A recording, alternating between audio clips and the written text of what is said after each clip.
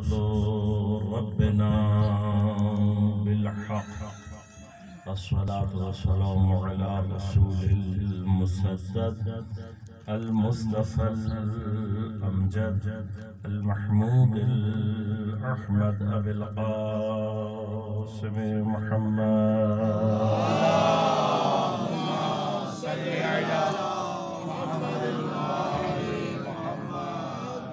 वस्सलातु वस्सलामु अला असदिल्लाहिल गालिब अला कुल्लि गालिब अली इब्न अबी तालिब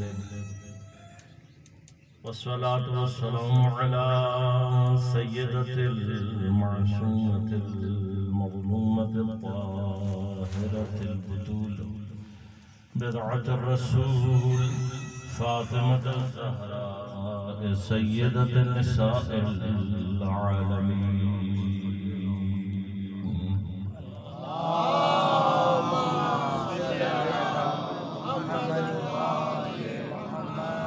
वस्सलातु वस्सलामु अलल हसनिल मुज्तबा वल हुसैनिल मग़लूम व अहले बैतिहि अत्तय्यबीन अत्ताहिरीन अल मअसूमीन अल मज़लूमीन अल मुंतजबीन अल मुंतखबीन ला सियमा बक़िय्यतुल्लाह फिल अरज़ीन रूही व अरवाहुल आलमीन लितुराबि मक़दमिहिल फ़िदा व लअनतुल्लाहि अला अअदाइहिम अजमईन।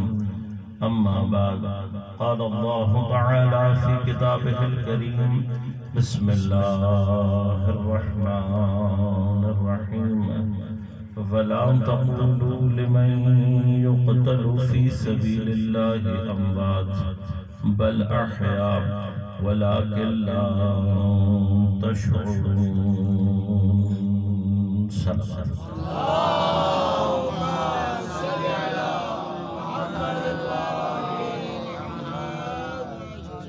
मोमिन किराम सामीन मुहतरम अज़ादारान सय्यदुश शुहदा सन 1444 हिजरी का माह मुहर्रमुल हराम का आगाज हो चुका है और एक मर्तबा फिर परवरदिगार आलम ने हमें ये तौफीक इनायत की है कि हम फर्श अज़ा पर ईमानी कैफियत के साथ बैठने के काबिल हुए।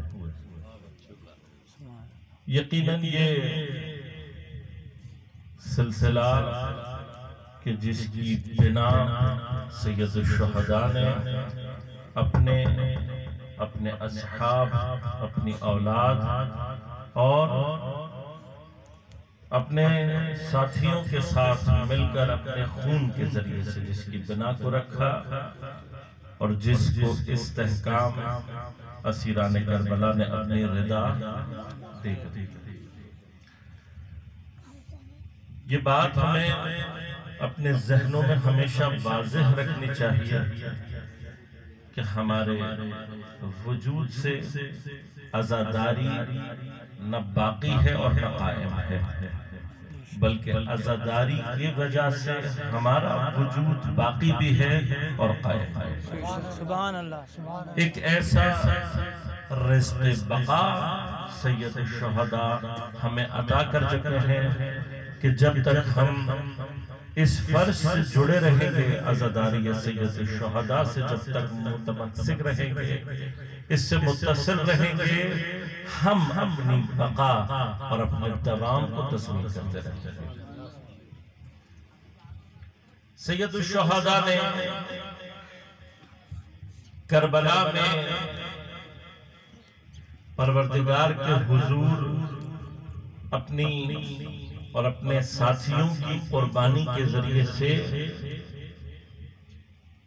इस्लाम के पेश करदा हयात और मौत के उस तसव्वुर को हकीकी शक्ल और तजसीम किया है कि जिसको आज भी समझना आसान नहीं है।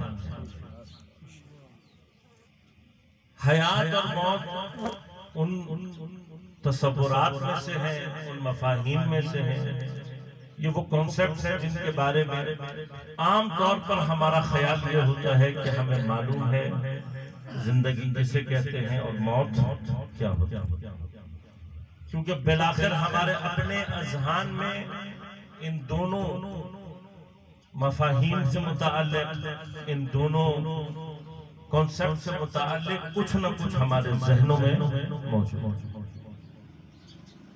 इंशाअल्लाह कोशिश करूंगा अगर परवरदिगार की जानिब से तौफीक़ात और अहले बैत अतहार की निगाह लुत्फ़ शामिल हाल रही तो इस साल जो ये मौका हमें फराहम हुआ, मर्तबा बुलंद आवाज़ से दुरूद पढ़िएगा।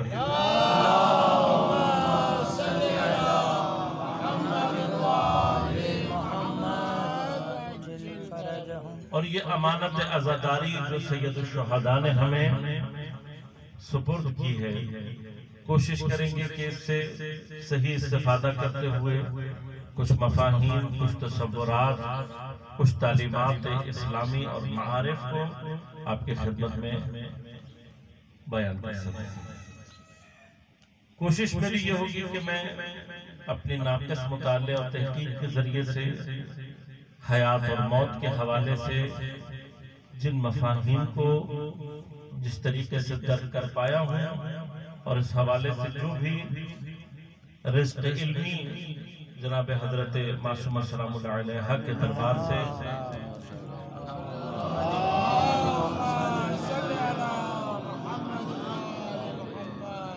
नसीब हुआ है उसे आप मोमिनीन के साथ तक़सीम कर सकते हैं। हयात और मौत वो तसव्वुरात हैं कि अगर हमें मौत समझ में आ जाए तो हमारे लिए हयात को समझना आसान होता है,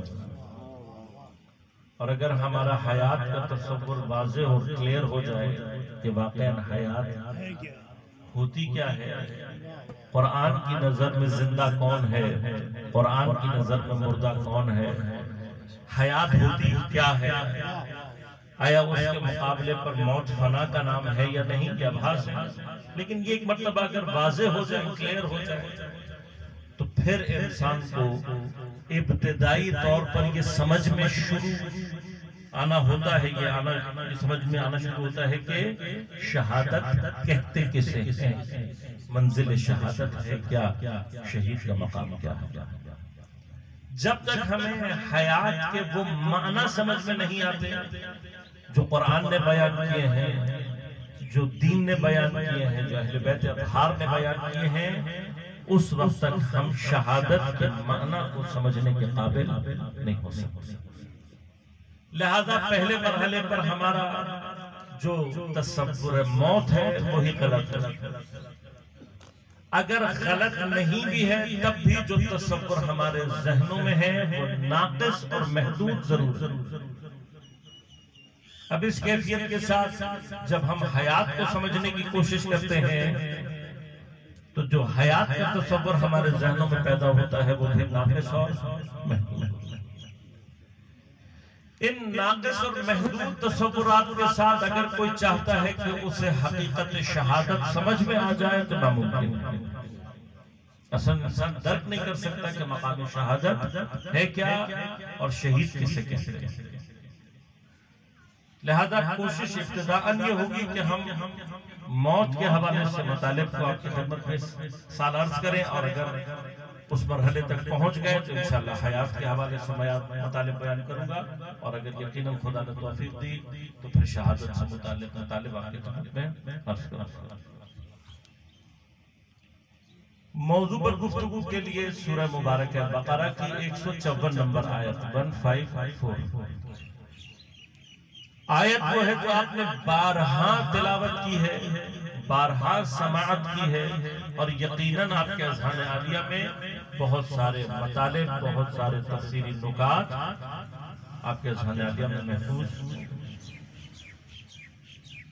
एक इजमाली तर्जुमा कर रहा हूं और फिर इंशाअल्लाह आपकी खिदमत में अर्ज़ करूंगा। परवरदिगार इरशाद फरमा रहा है, वला तक़ूलू, और मत कहो, लिमन युक़्तलू फी सबीलिल्लाह, उस शख्स के बारे में, उस शख्स के लिए मत कहो जो कत्ल हो गया है अल्लाह के रास्ते में, जिसे कत्ल कर दिया गया फी सबीलिल्लाह, अल्लाह के रास्ते में, मत कहो उसके लिए अमवात, कि वो मुर्दा है, बल अहया, बल्कि वो जिंदा हैं, वलाकिन ला तशऊरून, लेकिन तुम्हें उनकी हयात का शऊर और इदराक।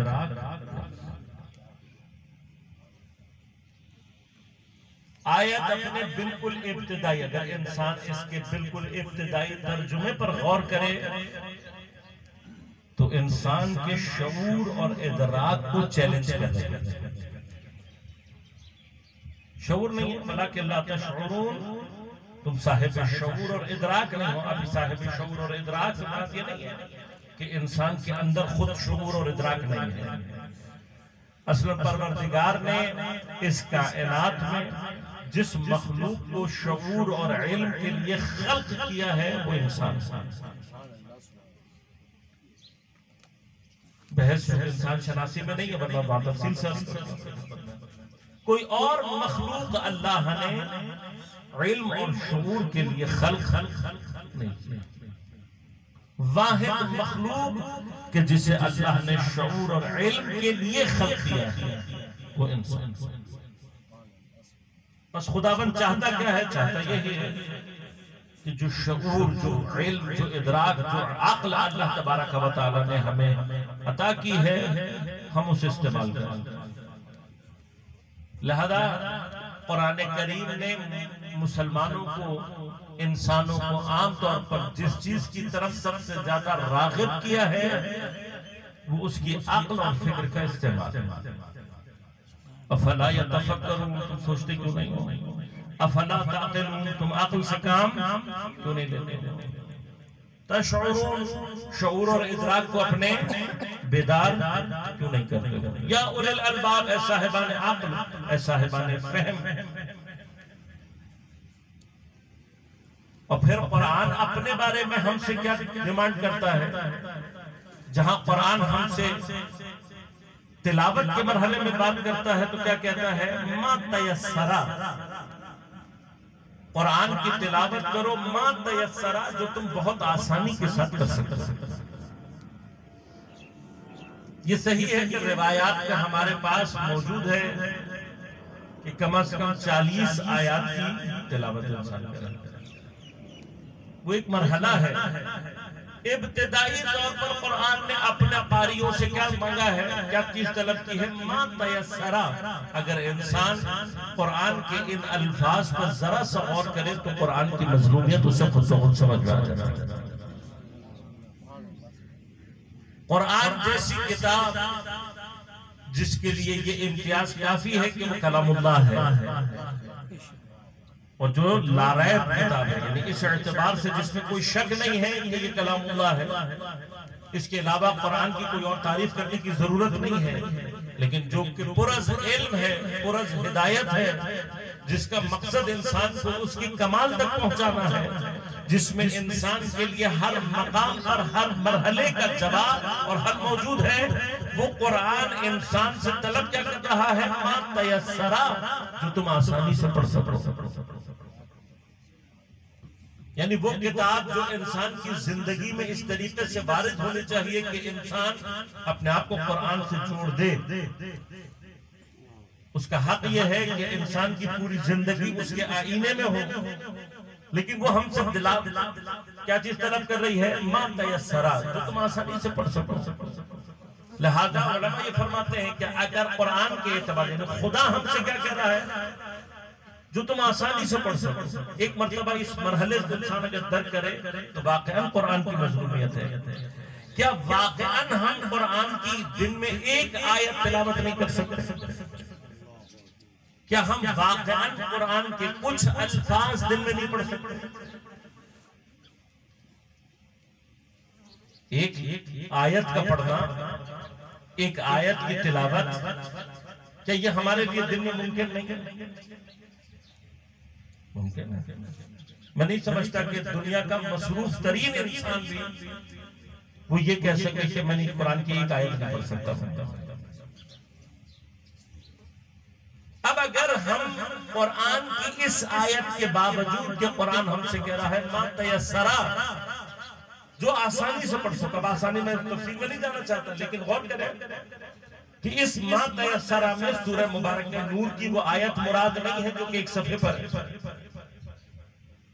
मा तयस्सरा से मुराद अगर एक आयत लिया जाए तो बाज कुरान की आयतें सिर्फ एक लफ्ज और बाज ऐसी भी आयतें हैं जो सिर्फ एक लफ्ज पर मुश्तमिल है, एक हर्फ और एक लफ्ज। अगर कुरान हमसे ये तलब कर रहा है और हम यहां तक नहीं पहुंच सकते तो क्या वाकई हम अपने आप को ये कह सकते हैं कि हम वो कौम है जिसके लिए कुरान नाजिल हुआ? क्या हम वाकई आपको उम्मत कुरानी कह सकते हैं? क्या हम वाकई अपने आप को वो उम्मत हिसाब कर सकते हैं कि जिसका मंशूर, जिसकी दीनी और मजहबी किताब का नाम कुरान है? मैं अब तफसील में नहीं जाना चाहता, लेकिन आयतुल्लाह मुश्तबा तेहरानी ने बड़ा खूबसूरत नुक्ता यहां पर फरमाया कि पैगंबर अकरम सल्लल्लाहु अलैहि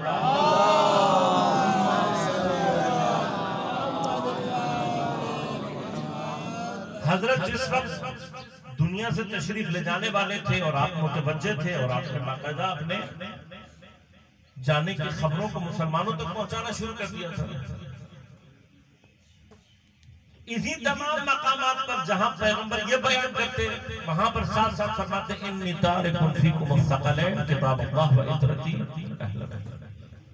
मैं तुम्हारे दरमियान में दो सकलैन, दो हम वज़न चीजें छोड़कर जा रहा हूं। पहली चीज क्या है? किताब कुरान। दूसरी शय क्या है? मेरी इतरत, मेरे अहले बैत।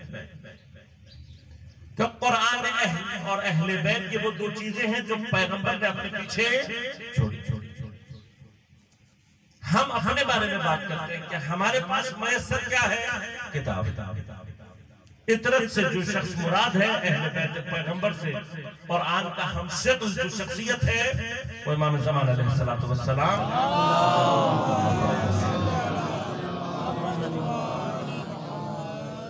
हजरत की ज़ात गिरामी। अब मसला सिर्फ इतना है कि पैगंबर के बाद मेरी दस्तरस में क्या है? दोनों में से कुरान।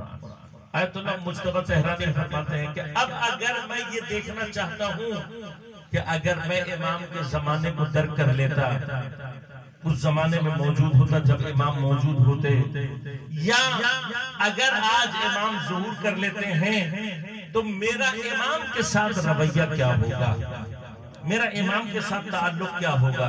का अगर हम ये देखना चाहते हैं तो हम ये देखें कि हमारा कुरान के साथ ताल्लुक कैसा है। सुभान अल्लाह। जो बिहेवियर, जो ताल्लुक, जो रिश्ता हमारा कुरान के साथ है वही रिश्ता हमारा उसके हमसे अहले बैत अतहार के साथ। और इत्तेफाकन अगर गौर किया जाए तो शायद वाकई चूंकि हम शकल हैं, सकलैन का माना यहाँ पर सिर्फ वजनी एतबार से नहीं है, हर एतबार से ये दूसरे के बराबर है। हत्ता मुसलमानों के रवैये के एतबार से भी दोनों एक जैसे। मुझ जैसे गुनाहगार, मैं आपकी बात नहीं कर रहा हूँ, अपनी बात कर रहा हूँ, मुझ जैसे गुनाहगारों के लिए कुरान के साथ हमारा सुलूक क्या है? कुरान के साथ हमारा पहला सुलूक ये है कि हमारे घर में मौजूद होते हुए हम कुरान की तिलावत नहीं करते। इस कदर एहतराम करते हैं कुरान का कि उसे जुज़दान में लपेट कर इतना ऊपर रख देते हैं कि वहां हमारा हाथ भी न पहुंच पाए। लिहाजा इतनी शदीद अकीदत का नतीजा क्या है कि हमारा कुरान से राबता कोई नहीं, बस अकीदत है, वरना कोई राबता नहीं। क्यों? कुरान इसको उठाने के लिए, इसको पढ़ने के लिए बावजूद होना जरूरी है। ये सारे के सारे आदाब हैं, लेकिन क्या ये आदाब इसलिए हैं कि कुरान ना पढ़ा जाए?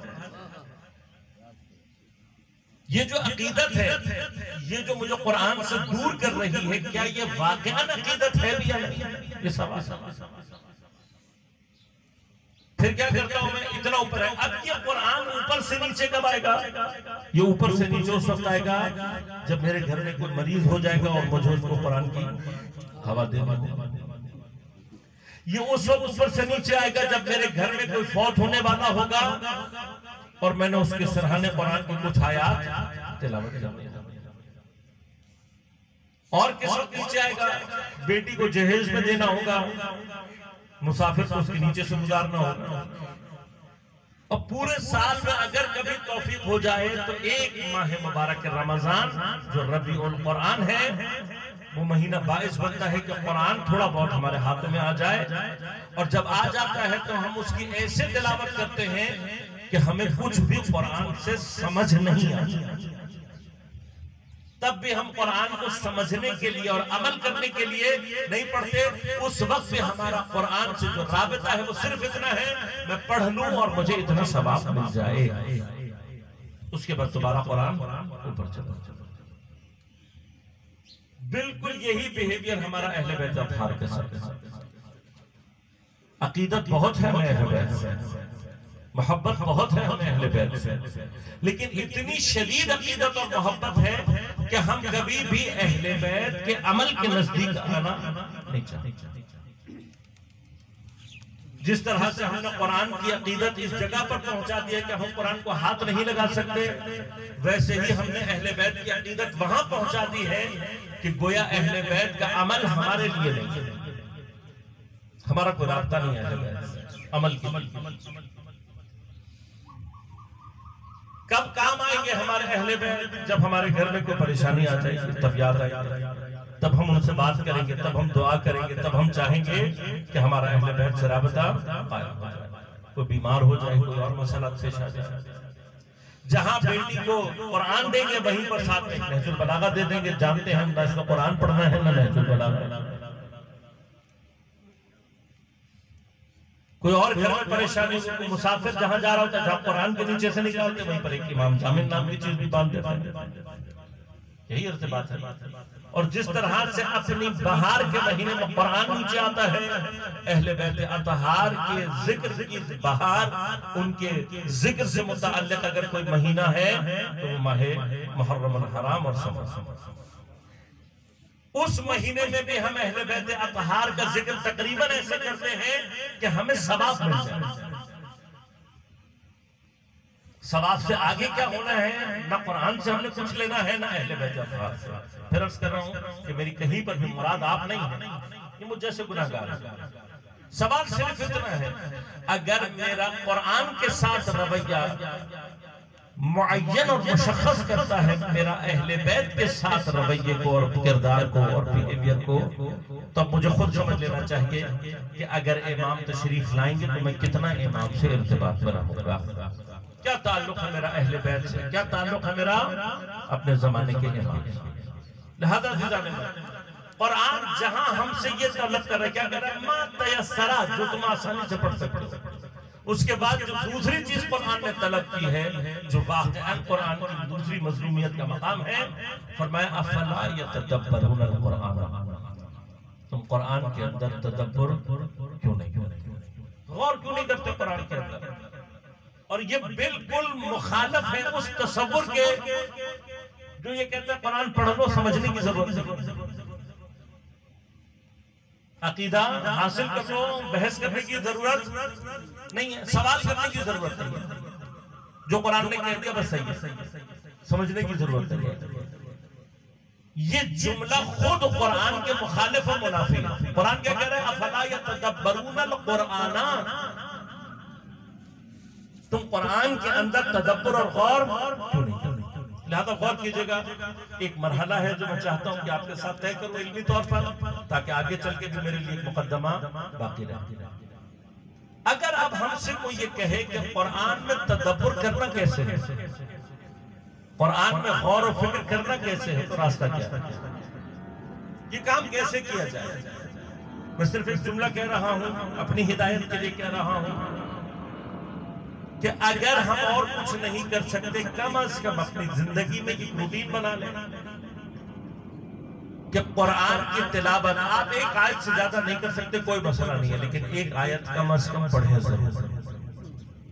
एक मरतबा कुरान खोले, जो आयत पढ़ना चाहते हैं एक आयत कुरान की कम अज कम जरूर पढ़ें, और जब वो आयत पढ़े तो जरा सा टाइम लगाकर उसके नीचे जो तर्जुमा मौजूद है उसे भी पढ़ 2 या 3 मरतबा तर्जुमा पढ़े।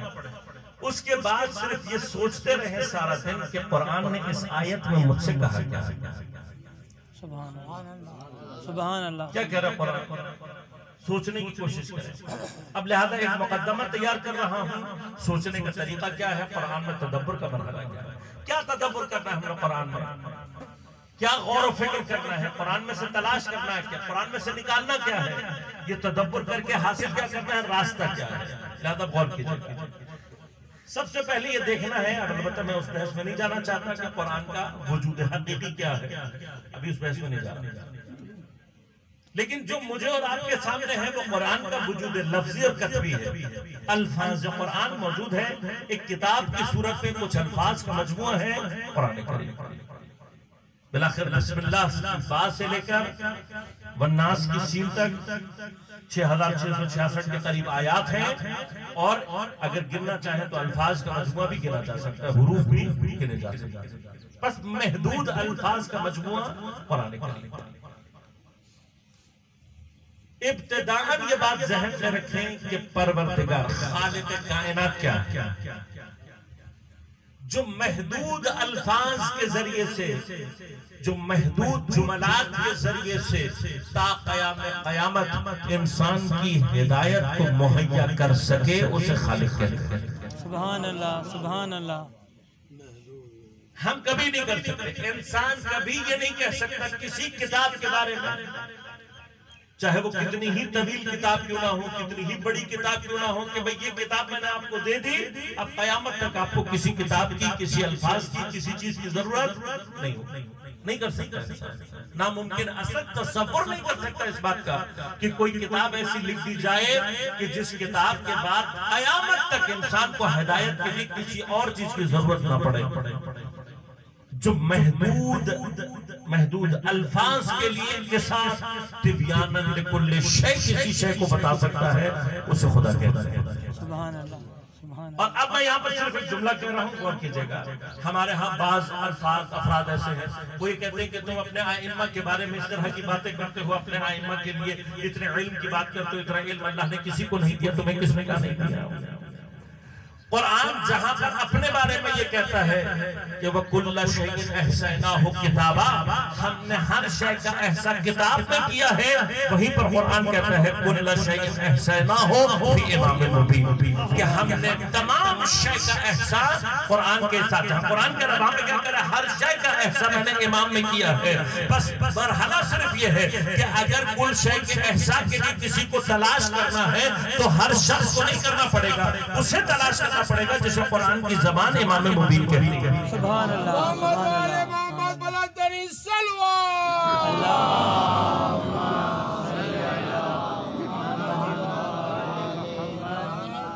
और फिर मरहला क्या है, बहस नहीं है, वरना ये मकाम अपनी जगह पर है। कुरान और अहले बैत खुद मौजू हो तो आपकी खिदमत में अर्ज करूंगा कि अहले बैत कुरान के हम पाया है कैसे। उसका एक मरहला ये कि हर वो सिफत जो कुरान में मौजूद है वो अहले बैत में मौजूद है, लेकिन उस तफसील में नहीं जाना चाहता। अब अगर कुरान आकर ये चैलेंज कर सकता है अपने पढ़ने वाले को कि कुरान क्या है, तिब्यानन लिकुल्लि शै, कि कुरान में हर शय का तिब्यान मौजूद है। अब मैं सिर्फ इशारा कर रहा हूँ, तफसील इंशाअल्लाह कभी और। बयान और तिब्यान में क्या फर्क है? अर्रहमान अल्लमल कुरान खलकल इंसाना अल्लमहुल बयान। खालिक है, रहमान है वो जात के जिसने क्या किया, अल्लमल कुरान, उसने कुरान की तालीम दी। खलकल इंसान, उसके बाद इंसान को खल्क किया। सुभान ये अल्लाह। खुद एक सवाल है कुरान में, सूरह रहमान की आयत का तसल्सल ये बता रहा है इंसान बाद में खल्क हुआ है, कुरान की तालीम अल्लाह ने पहले किसी को दी है। तो जो इंसान के खल्क होने से पहले अल्लाह से कुरान की तालीम ले रहा हो, वही कुरान का हम पाया हो सकता है। इंसान के लिए क्या, खलकल इंसान, अल्लाह ने इंसान को जब खल्क किया तो क्या कहा, अल्लमहुल बयान, हमने इंसान को जो तालीम की वो कुरान नहीं है, वो कुरान का बयान है। बयान और तिब्यान में क्या फर्क है? बयान उस शय को कहते हैं जो कि रोशन हो, बाना यबीन, रोशन होना। किसी चीज के रोशन होने के लिए अरबी में क्या कहते हैं, बयान। गुफ्तगू चूंकि मतलब को रोशन करती है, लिहाजा उस गुफ्तगू को बयान कहते हैं। जो बयान आपके मतलब को रोशन न कर सके उसे बयान नहीं कहते। बयान होता ही वो है जो कि आपके ज़मीर को, आपके अंदर जो मतलब है उसको रोशन कर सके। लिहाजा असल में बयान क्या है? रोशन करना। यानी अल्लामाहुल बयान का माना यह है कि हमने कुरान की जो तालीम की है वो किसी और को की है। इंसान के लिए सिर्फ वो चीज तालीम की है जो उसके लिए बात को रोशन कर सके। अब बयान होता है रोशन करना, तिबियान होता है कि उस बयान की हकीकी दलील क्या है। अल्लाह ने कहीं पर भी इंसान को तिबियान की तालीम नहीं की है। तिबियान की तालीम उसे की है जिसे कुरान की तालीम की है। लिहाजा कुरान जब कहता है तिबियान लिकुल्लि शै, मैं हर शय का बयान दलील के साथ रखता हूँ, तो ये दलील कुरान मुझे और आपको नहीं देगा, ये दलील उसे देगा जिसके लिए अल्लाह ने कुरान को तालीम किया है। लिहाजा हमसे कुरान क्या कहता है? फस्अलू अहले ज़िक्र इन कुंतुम ला तअलमून, अगर जानने वाले नहीं हो तो अहले ज़िक्र से सवाल करो। बस जो कुरान अहले ज़िक्र के पास भेजता है वो कौन है?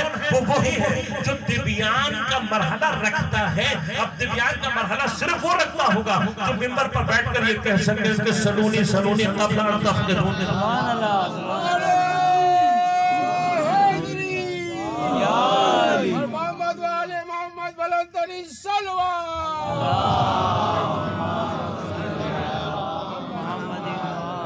मकाम क्या है? कहाँ भी है? तिबियान वही कह सकता है जो जानता हो कि दलील कुरान की क्या है। लिहाजा अब मरहला हमने सिर्फ क्या देखना है? जो परवरदिगार एक महदूद अल्फाज की किताब में कुल शय को ऐसा कर सकता है, उसी ने इमाम मुबीन के अंदर भी तमाम शय का एहसास किया। अल्फाज है जिससे मैं और आप रूबरू। अब अल्फाज का मसला क्या है? अल्फाज का मसला कि दलील की दुनिया में लफ्ज एक दलील है। लफ्ज का काम क्या है? लफ्ज अपने आप को फना करता है माना तक पहुंचाने के लिए। क्या बात, सुभान अल्लाह। यह भाषा इंशाअल्लाह कभी मौका रहा तो तफसील से करूंगा। असल दलील की तारीफ क्या है? एक तारीफ दलील की यह है कि जो अपने मकसूद को पहुंचाने के लिए अपने आप को फना कर दे। उसकी हैसियत क्या होती है? उलमा ने फरमाया बाद में का दलील आईने के माने में। आप आईने को आईने की खातिर नहीं देखते। क्या कभी आपने आईने को आईने की खातिर देखा? आईने को आईने की खातिर नहीं देखा जाता। आईने का काम क्या है? जो आप देखना चाहते हैं वो आपको दिखा देता है। जितना आईना साफ होगा, जितना शफाफ होगा, जितना उसकी कैफियत, मसलन बादों पर आपने देखा आईनों में लहर आ जाती है, जितना ये साफ होगा, जितना शफाफ होगा, जितना इस तरह के मसाइल से पाक होगा, उतना बेहतर अंदाज से आपको वो दिखाएगा जो आप देखना चाहते हैं, और उसी तरह से दिखाएगा जिस तरह से है। जब आप आईने में अपना अक्स देख रहे होते हैं तो कभी कभार इंसान को ये ख्याल ही नहीं रहता कि मैं आईने में देख रहा हूं। तो अब याद रखिएगा, दलील के मरहले पर जो शय जितनी फना होकर मकसूद को पहुंचा दे वो उतनी बेहतरीन दलील। दलील का काम क्या है? अपने आप को फना करके अपने मकसूद को। लिहाजा दलील की ही एक मिसाल आपके घर में लगी हुई डोरबेल। क्या आपने ये बेल इसलिए लगाई है कि आपको रोजाना सुनाई दे कि ये बजती कैसे है?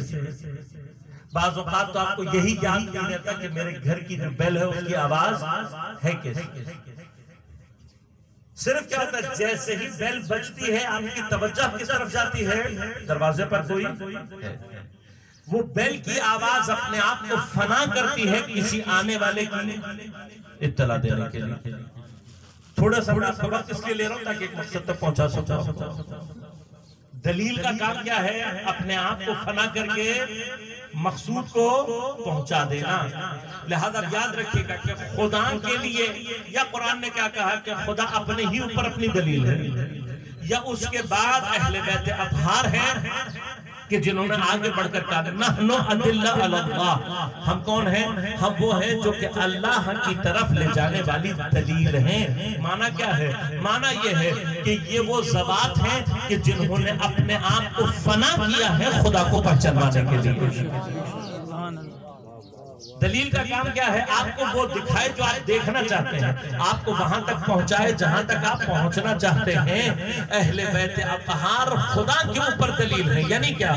कोई अहले बैत के दरवाजे पर पहुंच जाए और खुदा तक ना पहुंच पाए, ये नामुमकिन है। तो या अगर कोई शख्स अपने आप को अहले बैत तक पहुंचाने के बावजूद खुदा तक नहीं पहुंच रहा, तो इसका मतलब या वो अहले बैत के दरवाजे पर आया नहीं है या हत्ता वो सलाहियत नहीं रखता। लिहाजा अगर कोई कान से बहरा हो तो फिर घंटी उसके लिए कभी भी आने वाले का पैगाम नहीं बन सकती।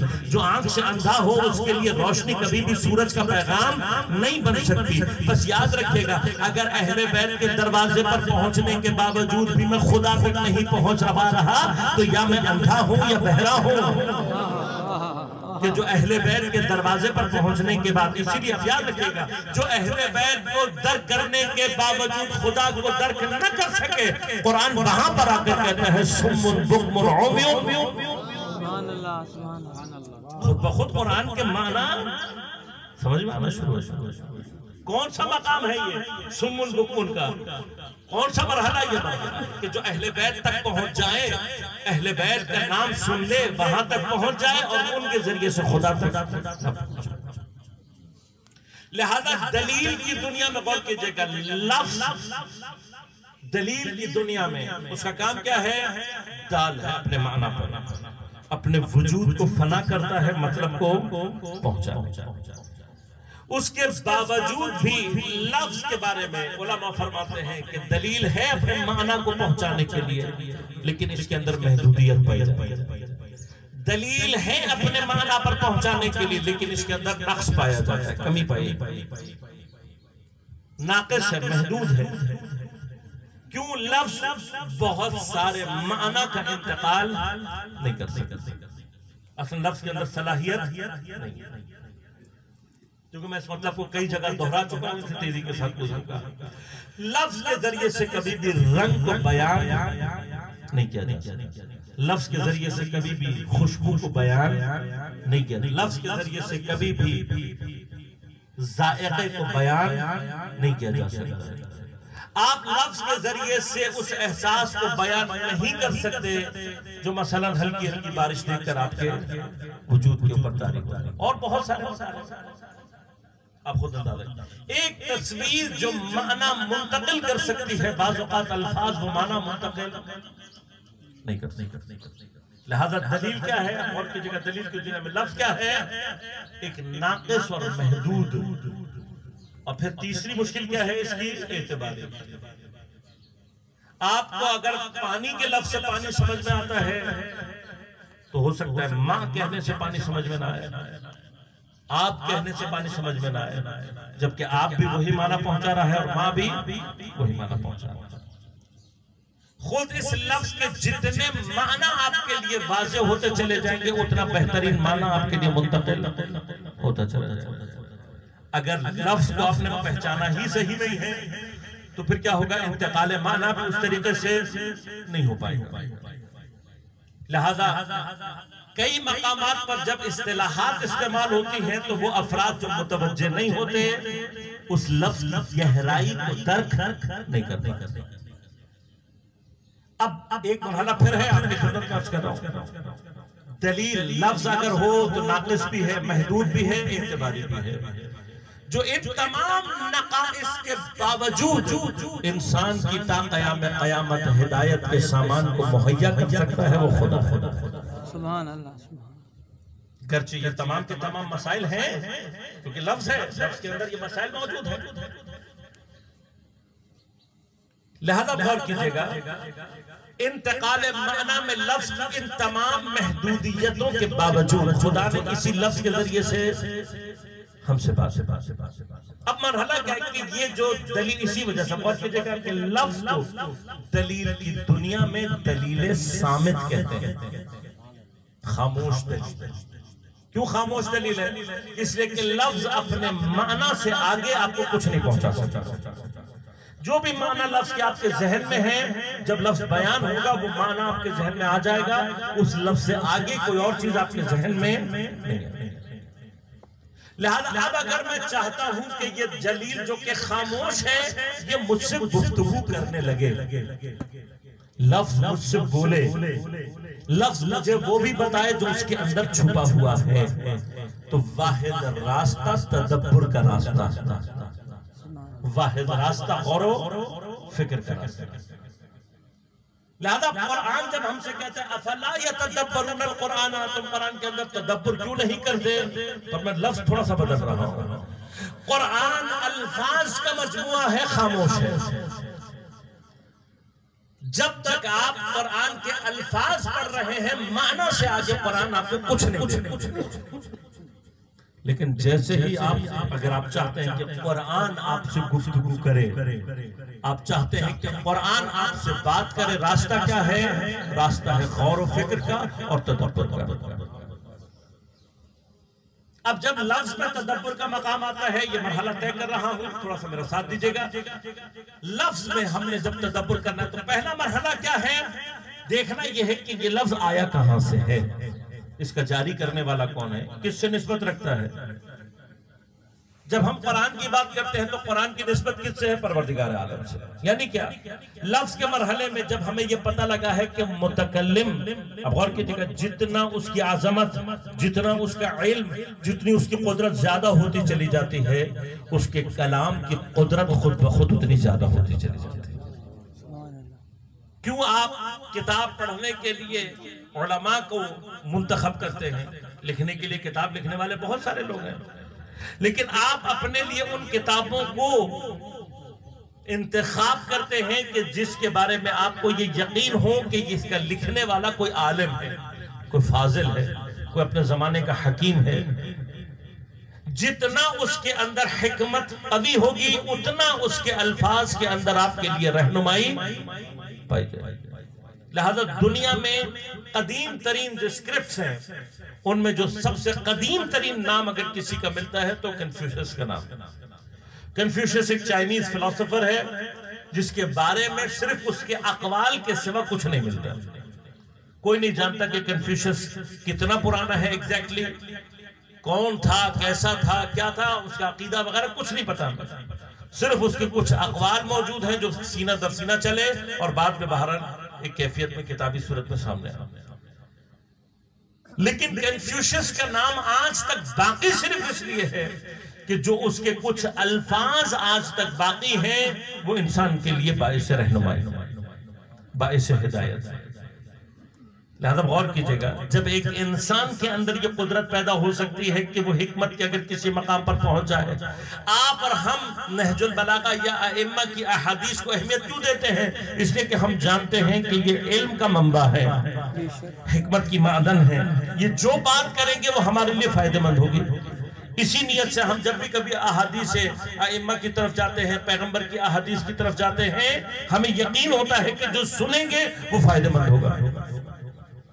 लेकिन मरहला क्या है? मरहला अजीज़ो सिर्फ, अब जब हम कुरान की बात कर रहे हैं तो हमें इस बात का यकीन है ना कि इसका जारी करने वाला खुदा है, जिसका इल्म बिला महदूद है, जिसकी कुदरत बिला महदूद है। तो अब अगर कुरान को जब भी खोले, सबसे पहले मर्तबा अपने आप को याद दिलाएं कि जो अल्फाज मैं पढ़ने जा रहा हूं उसका जारी करने वाला कौन है।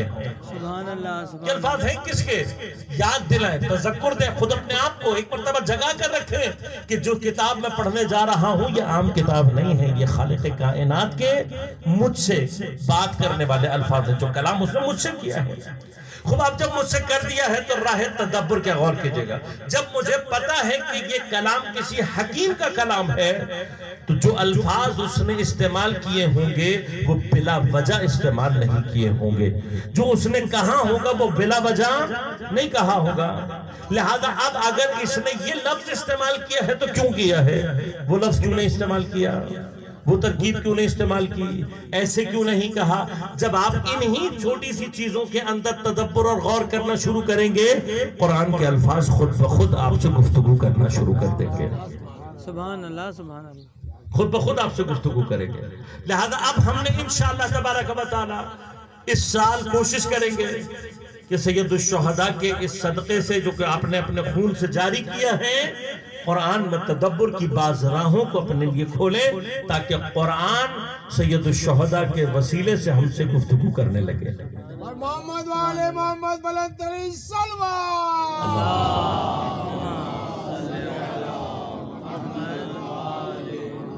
लिहाजा अज़ीज़ान मन कोशिश हमारी अब ये होगी कि इस साल जो हम गुफ्तगू पेश करेंगे आपकी खिदमत में, उसमें यहां से बहस को शुरू करेंगे। खुदावंद करीम ने हमसे कहा क्या है, कुरान क्या क्या रहा है, वला तक़ूलू का माना क्या है, क्यों कहा अल्लाह तबारक व तआला ने वला तक़ूलू, लिमन युक़तल से क्या मुराद है, फी सबीलिल्लाह से क्या मुराद है, अमवात क्या होती है, वलाकिन ला तशऊरून में शऊर और इदराक से क्या मुराद है।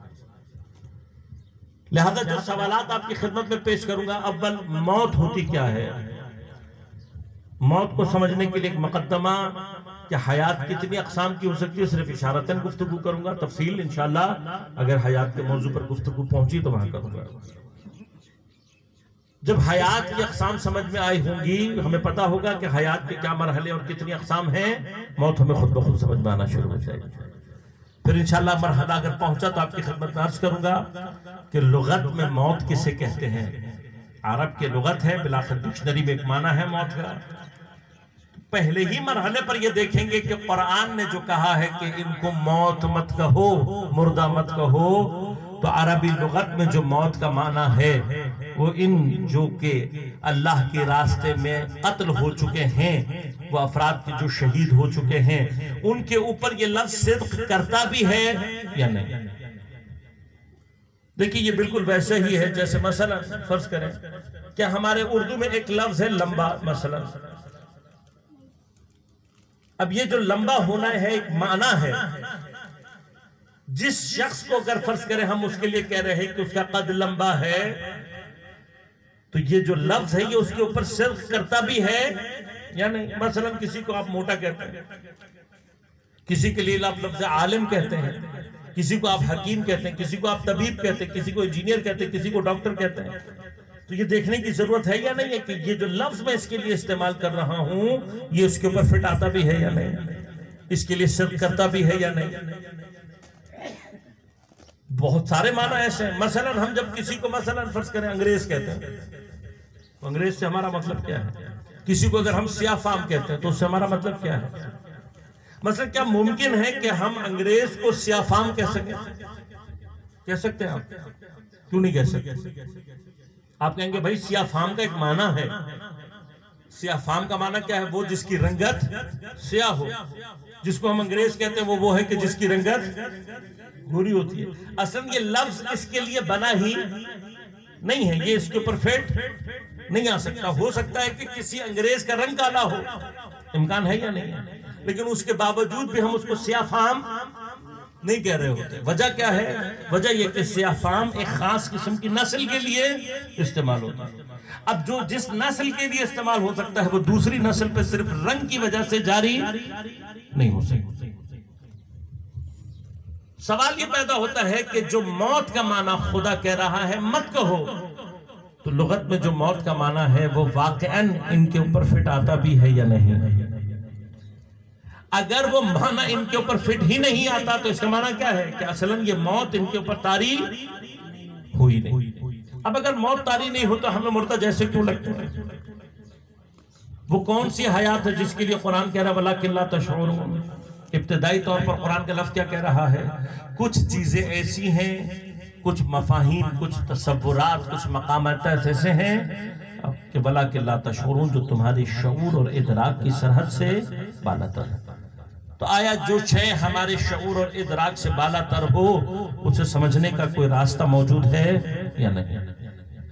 खुद एक बहस से इंशाअल्लाह आपकी खिदमत में अर्ज करूंगा कि शऊर और इदराक को बढ़ाया जा सकता है या नहीं, और अगर कोई ऐसी शय है तो फिर उसको अपने लिए साबित कैसे करेंगे। वाकईन आया कोई ऐसी शय है या नहीं कोई उसका तजर्बा, कोई उसकी मिसाल, कोई उस जैसी कैफियत है या नहीं। इंशाअल्लाह ये मतलब आपकी खिदमत में अर्ज करूंगा और फिर ये मरहल तय किए तो इंशाअल्लाह उस मकाम पर पहुंचेंगे जहां पर हम मौत को कुरान की इस्तिलाह से समझने की कोशिश करेंगे कि मौत कुरान की जबान में क्या है। और इंशाअल्लाह ये मरहला हमें समझ में आ गया तो जैसा मैंने अर्ज किया कि हयात को समझना और आगे चलकर खुद शहादत के मकाम को समझना और दर्क करना हमारे लिए इंशाअल्लाह आसान हो जाएगा।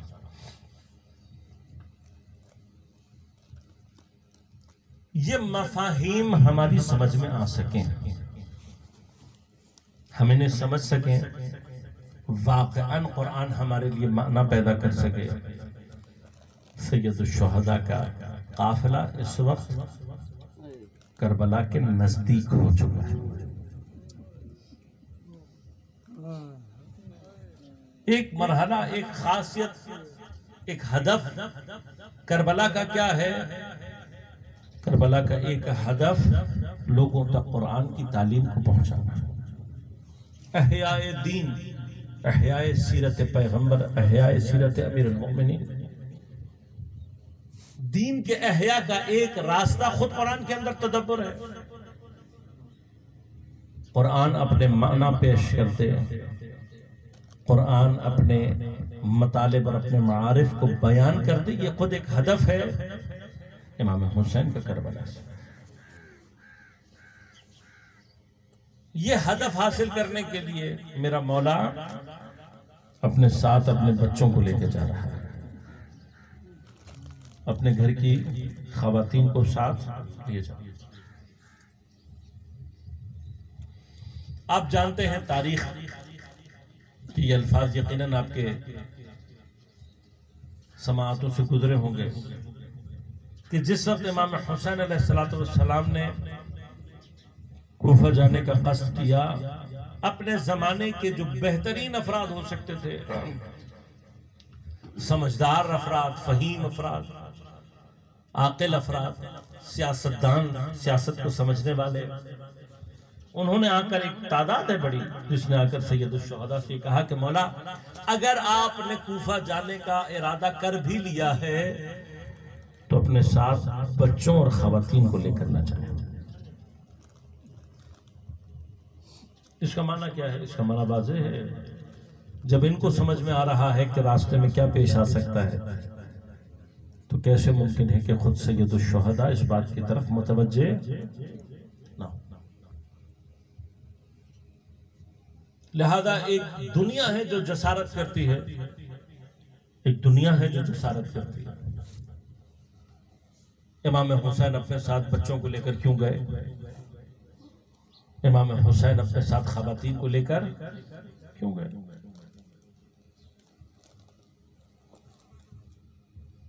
जबान है और जसारत करना जानती है। 13 बरस के जनाब कासिम को भेज दिया, जवान बेटे को शहीद करवा दिया। दूध पीते बच्चे को मैदान में ले जाने की जरूरत क्या थी? काफिरों से हम गुफ्तगू अलग लहजे में कर सकते हैं, काफिरों से बात अलग मरहले में होती है। सवाल ये पैदा होता है कि जो लोग अपने आप को मोमिन, मुसलमान या किसी भी दीन से मुताल्लिक कहते हैं, क्योंकि जितने भी अदियान हैं उन सब अदियान में हजरत इब्राहीम के वाकयात मुसल्लम तौर पर मौजूद हैं। हर दीन मानता है अगर हजरत हाजरा को मक्का में छोड़ने को ना भी माने, जबकि उसकी तारीख इसनाद भी मौजूद है, तब भी अपने जवान बेटे को ज़िबह करने का वाकया हर मसलक और हर मजहब में मौजूद है। और इस कैफियत के साथ मौजूद है कि इब्राहीम अल्लाह के नबी हैं और अपने जवान बेटे को ज़िबह करने जा रहे हैं। इन तमाम दुनिया के मसलकों और मजहबों से मेरा सिर्फ एक सवाल है कि तुम्हारी अक्ल दर्क कर सकती है कि हजरत इब्राहीम क्या करने जा रहे हैं? दुनिया भर के आकिल जमा करके हजरत इब्राहीम के पास ले जाएं, सब मिलकर क्या कहेंगे जनाब इब्राहीम से कि जनाब इब्राहीम आप अपने बच्चों को हलाकत में डाल रहे हैं, जनाब इब्राहीम आपको ये काम अंजाम नहीं देना चाहिए। ये वो मकाम है कि जहां पर कुरान ने अपने पढ़ने वालों को ये समझाया है, तुम्हारी अक्ल जहां पर खत्म होती है, मासूम का अमल वहां से शुरू होता है। लिहाजा अपनी अक्लों से मासूम के तमाम अमाल और अफआल को संजिश करने की जरूरत नहीं, बल्कि मासूम का अमल तुम्हारी अक्ल के लिए हिदायत है। अपनी अक्ल से मासूम के अमल का तज्जिया ना करो, मासूम के अमल के जरिए से अपनी अक्ल का तज्जिया करो।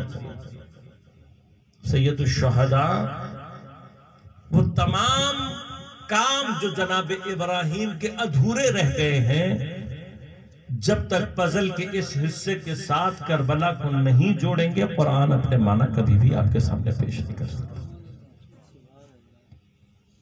लिहाजा मैं वाकईन उस शायर के शऊर के ऊपर दाद देता हूं कि जिसने आज से कई साल पहले ये बात कही, गरीब और सादा और रंगी है दास्तान हरम,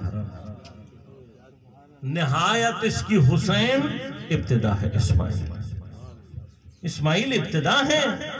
जनाब इस्माइल के वाकयात को सामने रखकर आपको बात समझ में नहीं आएगी जब तक आप जनाब इस्माइल से करबला को जोड़ नहीं देंगे। लिहाजा याद रखिएगा, इसका माना क्या है? इसका माना यह है कि करबला कुरान की तबयीन का मकाम है। करबला कुरान को मुकम्मल करने का, उसके माना और उसके मफाहिम को मुकम्मल करने का मकाम। अपने बच्चों को लेकर, अपने साथ खवातीन को लेकर हुसैन करबला के रास्ते में 2 मंजिल पहले सैयदुश शुहदा की मुलाकात हो रही है। किससे? जनाबे हुसैन। कभी अगर मौका मिले और आप जोग्राफियाई तौर पर देखें, तब आपको महसूस होगा कि इमाम करबला और कूफा के दरमियान में मौजूद हैं जब हुर से मुलाकात हो। यानी क्या? कूफा से इमाम का जो फासला है, अब अगर मसलन मौजूदा दौर में हमें अंदाजा है कि तकरीबन कूफा और करबला के दरमियान में 80 किलोमीटर अगर आप फर्ज कर लें, तो इसका मतलब क्या है? सिर्फ 40 किलोमीटर का फासला इमाम का कूफा से बाकी था। कि जब इमाम ने रास्ते को तब्दील किया है, अब ये बहस अपनी जगह, कभी मौका रहा तो अर्ज करूंगा कि ये सवाल है तारीख में, आया हुर ने मजबूर किया इमाम हुसैन को करबला में उतरने के लिए? ये खुद सैयदुश शुहदा जानते थे कि मुझे कहां जाना है, और ये इमाम हुसैन की अपनी प्लानिंग का एक हिस्सा था। कभी इंशाल्लाह मौका रहा तो तफसील से अर्ज करूंगा। बस अज़ादारों, जिस वक्त इत्तला पहुंची कि यजीद जैसा फासिक और फाजिर शख्स खलीफतुल मुस्लिमीन हो गया है, ये वो इंतहा थी कि जिसके बाद सैयदुश शुहदा पर क़याम वाजिब है। ये वो आखिरी सरहद है कि जहां पर आकर इमाम क्या करवाते हैं कि जब तुम ये देखो कि यजीद जैसा शख्स इस्लाम का हाकिम बन जाए तो अलल इस्लाम में सलाम। ये अल्फाज है तारीख के। अगर कोई भी सैयदुश शुहदा से समझना चाहे कि इस्लाम के माना क्या है, जिस इस्लाम का खलीफा यजीद हो, सैयदुश शुहदा की नजर में वो इस्लाम नहीं। लिहाजा जरूरी था कि इमाम इस्लाम की पहचान के लिए क़याम करें। इंशाअल्लाह तफसील रही, कभी मौका रहा तो अर्ज करूंगा कि खुद करबला के अहदाफ में से एक हदफ क्या है? क़याम हुकूमत इलाहिया। ये क़याम वाजिब उस वक्त हो जाता है इमाम पर कि जब हुकूमत इलाहिया का वजूद खतरे में पड़ा हुआ हो, तब इमाम पर क़याम वाजिब हो जाता है। अब जब क़याम वाजिब हुआ है तो सैयदुल शुहदा ने इसकी इब्तिदा ही से करबला के अनासिर को जमा किया और मशवरा किया। और जब करबला के अनासिर को जमा कर रहे हैं तो एक अहम तरीन उन्सुर करबला का ज़ात गिरामी हजरत ज़ैनब सलामुल्लाह अलैहा मशवरे की मंजिल में शामिल है। जब इमाम ने सारी कैफियत को बयान किया तो पहला मरहला यह था कि यह तय किया जाए कि क्या किया जाए। इमाम ने फरमाया कि मैं चाहता हूं, हाकिम मदीना की तरफ से मुझे बुलावा आया है, मैं चाहता हूं कि पहले जाकर उससे बात कराऊं। अब जब बात करने के लिए इमाम ने जाने का इरादा किया तो जनाब ज़ैनब ने कहा, भैया मैं आपको अकेला नहीं जाने देती, आप अपने साथ बनी हाशिम के जवानों को साथ लेकर जाओ। ये जुमला खुद जनाब ज़ैनब सलामुल्लाह अलैहा की सियासी बसीरत, अपने जमाने के हालात को दर्क करने के मकामात को हमारे लिए रोशन करता है। जिस हुसैन के लिए नाना का मदीना गैर महफूज हो जाए, किस कदर मजलूम है मेरा मौला। जनाब ज़ैनब क्या कह रही है, भाई अपने साथ बनु हाशिम को लेकर जाए। बनु हाशिम के जवान तलवारें सजाए हुए इमाम को अपने झुरमुट में लेकर वलीद के घर तक पहुंचे। दरवाजे पर ठहर कर इमाम ने फरमाया कि मैं अंदर जा रहा हूं बात करने के लिए, अगर मेरी आवाज बुलंद हो तो बेदरे खतर आ जाना। जब इमाम पहुंचे हैं तो वलीद के साथ कौन बैठा हुआ है, मरवान इब्न हकम। ये वो मलऊन है कि जिस पर पैगंबर ने लानत की है और लानत करके इसे और इसके बाप हकम दोनों को मदीना से जिला वतन कर दिया था। हम ये सवाल हमेशा मुसलमानों से करते रहेंगे कि जिस इस्लाम का खलीफा मरवान जैसा शख्स के जो के पैगंबर की लानत का मुस्तहक रहा हो, वो आकर खलीफतुल मुस्लिमीन बन जाए, तो ये कौन सा इस्लाम और ये कौन सा मुसलमान। इमाम से जब गुफ्तगू हुई है, मैं ज्यादा तफसील में नहीं जाऊंगा, और उसने ये कहा कि यजीद ने आपसे बैअत को तलब किया है, तो इमाम ने कहा कि मैं सोच के जवाब दूंगा। और जब आप इमाम मुड़े हैं तो फिर मरवान ने वलीद से ये कहा कि ये इस वक्त तेरे काबू आ चुके हैं, या बैअत ले ले या कत्ल कर दे, ये दोबारा तेरे हाथ नहीं आएगी। ये सुनना था मेरे मौला ने मुड़कर एक मर्तबा, एक छोटा सा खुतबा है लेकिन जिसका तारीख में असर यह है कि मिसली ला युबायु मिसला, मेरे जैसा यजीद जैसे कि हरगिज़ बैअत नहीं कर सकता।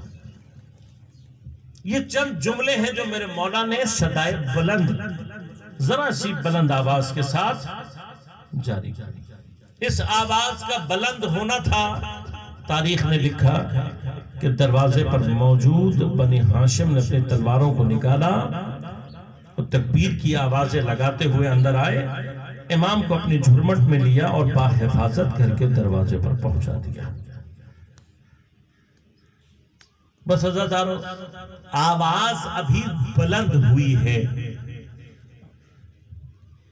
तो ये सारे जवान मिलकर मेरे मौला को अपने हिफाजत के हिसार में घर के दरवाजे तक छोड़कर आए हैं।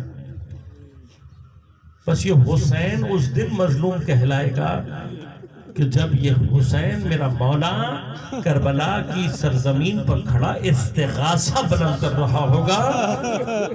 लफ्ज इस्तिगासा सिर्फ लफ्ज नहीं है, हल मिन मुगीस कहना नहीं है। इस्तिगासा का माना ये है कि कोई चीख कर पुकार कर ये कहे हल मिन मुगीस युगीसुना, है कोई हमारी मदद करने वाला, है कोई हराम रसूल अकरम का दिफा करने वाला।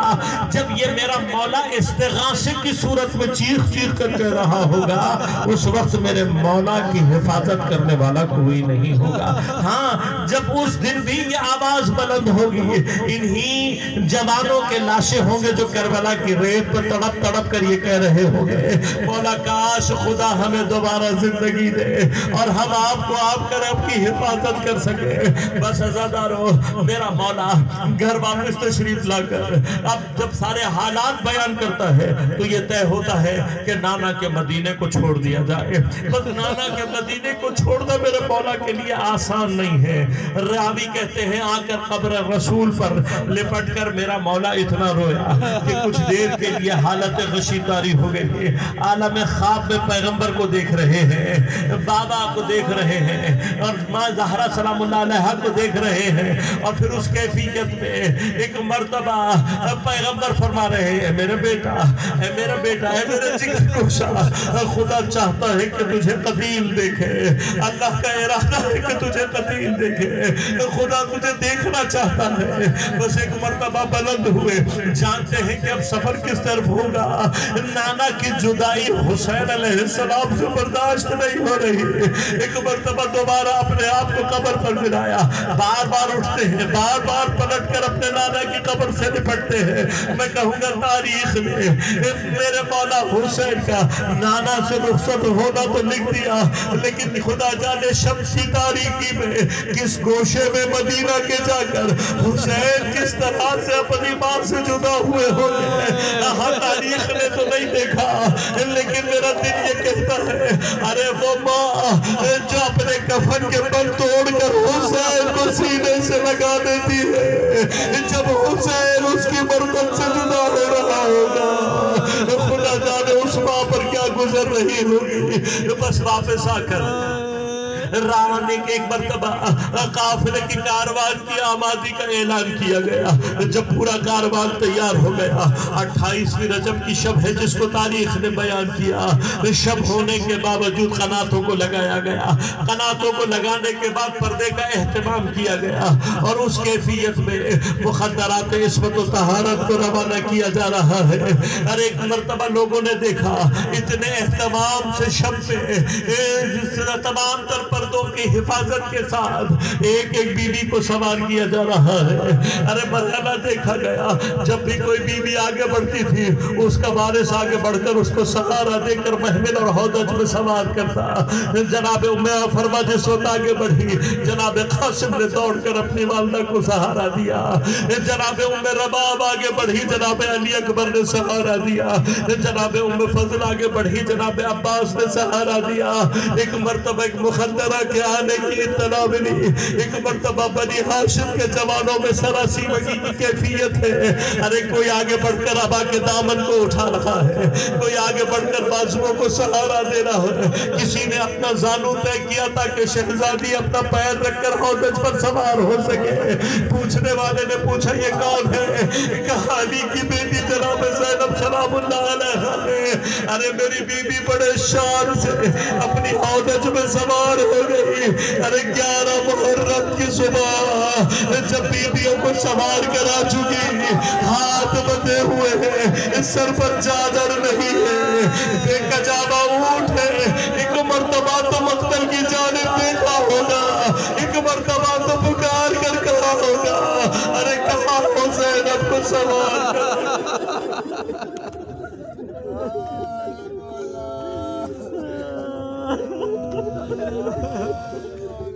अला वलअनतुल्लाहि अलल कौमिज़ ज़ालिमीन वसयअलमुल लज़ीना ज़लमू अय्युमल क़ल्बि यनक़लिबून। अरे लहब हक़ ज़हरा व अबीहा व बअलिहा व बनीहा, हमारी इबादत को अपनी बारगाह में कबूल मंजूर फरमा। हक़ ज़हरा व अबीहा व बअलिहा व बनीहा, बार इलाहा इस गम के हक़ीक़ी वारिस, अज़दारी के हक़ीक़ी वारिस इमाम ज़मान अलैहिस्सलातु वस्सलाम के ज़ुहूर में ताजील फरमा। इंतक़ाम खून सय्यदुश शुहदा, इंतक़ाम असीरान करबला, इंतक़ाम शुहदा, इंतक़ाम हज़रत ज़हरा सलामुल्लाह अलैहा को हज़रत के ज़ुहूर के ज़रिए से अपने अंजाम तक पहुँचा। बारे इलाहा बिहक़्क़ ज़हरा व अबीहा व बअलिहा व बनीहा अज़ादारी सय्यदुश शुहदा की हिफाजत फरमा। दुश्मनान अज़ादारी दुश्मनान मुमिनीन दुनिया में जहाँ जहाँ बारे इलाहा नीस्त नाबूद फरमा। बारे इलाहा बिहक़्क़ ज़हरा व अबीहा व बअलिहा व बनीहा तमाम मुमिनीन को अपने हिफ्ज़ अमान में रख, उनकी परेशानियों को दूर फरमा, मुश्किलात को आसान फरमा, बीमारों को सेहत कामिल आजिल इनायत फरमा। यकीनन हमारे क़ुलूब इस एतबार से भी गम और अंदोह का शिकार हैं कि इस मजलिस और सारे सिलसिले को बर्पा करने वाले हमारे अजीज, हमारे बरादर, बुजुर्गवार सैयद विसाल हैदर नकवी कि जो इस वक्त जालिमाना तौर पर, और ये सिलसिला हुकूमती दहशतगर्दी का मुसलसल जारी है, जिन्होंने पाकिस्तान बनाया है, जो आज तक पाकिस्तान को बचाने की कोशिश कर रहे हैं और करते रहेंगे, मुख्तलिफ तरीकों से हरासा किया जा रहा है। कभी हमारे नौजवानों को जबरी तौर पर लापता कर दिया जाता है। ये जुल्म का एक मरहला है। कई सालों से हम मुसलसल ये जिद्दोजहद कर रहे हैं कि इस लाकानूनियत का मुकाबला किया जाए। जब जमाने के फिरौनों को कोई न समझा सके तो वो और जरी होते। खादिम कुरान, खादिम दीन विसाल हैदर नकवी को तकरीबन आप जानते हैं तवील अरसा हो गया है। ये उससे ज्यादा बड़ा जुर्म है, दीदा दिलेरी है कि बिला जुर्म कोई जुर्म साबित किए बगैर इस सैयद, इस मोमिन, उस मजलूम को गिरफ्तार किया हुआ है। आप जानते हैं सब मसाइल जो पेश हैं, दरपेश हैं। हत्ता बाज़ इत्तलात के मुताबिक ये वो खबीस तरीन अफराद हैं कि जो सिर्फ पैसे की हवस की खातिर इस मजलूम सैयद को गिरफ्तार किया। और निहायत वाक़अन अफसोस का मकाम है कि पाकिस्तान की अदलिया ये सब कुछ जानने के बावजूद, पाकिस्तान के मुक़्तदर इदारे ये सब कुछ जानने के बावजूद खामोश। अगर इनकी खामोशी जानबूझकर है तो हम फर्श अज़ा से बद्दुआ करते हैं, परवरदिगार इन सब को और इनके खानवादों को नीस्त नाबूद फरमा।